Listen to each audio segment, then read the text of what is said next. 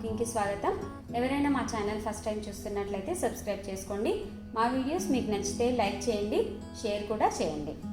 ఇవాళ నేను చూపించబోయే రెసిపీ ఏంటంటే మామిడి తాండ్ర అండి. అది మనం నాచురో అని తింటుంటాం కదా, మ్యాంగోది.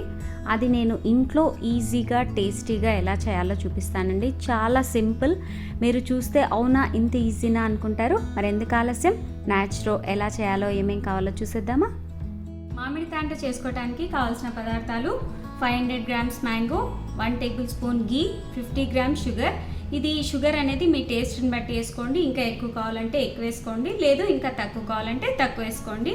మామిడి పండు మాత్రం బాగా పండిన మామిడి పండు అయితే టేస్ట్ చాలా బాగుంటుంది. ఇప్పుడు ఏం చేయాలో చూద్దాం. ఒక మిక్సీ జార్లో ఈ మ్యాంగో ముక్కలన్నీ వేసేసి మెత్తగా చేసేద్దాం. ఇలా చాలా మెత్తగా ఉండేలాగా చూసుకోండి. మ్యాంగో పీసెస్ ఏం లేకుండా జాగ్రత్త పడండి. ఇప్పుడు దీన్ని ఒక బౌల్లోకి తీసుకుందాం.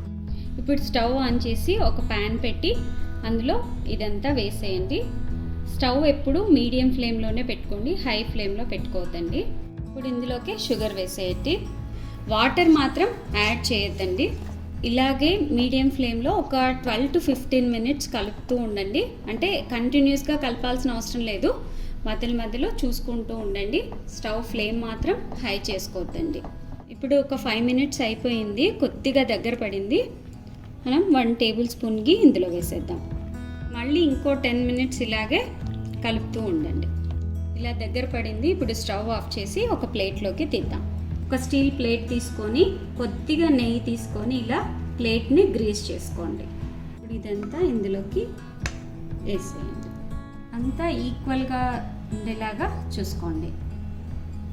ఇలా కొద్దిగా ట్యాప్ చేసినారంటే అంత నీట్గా అయిపోతుంది.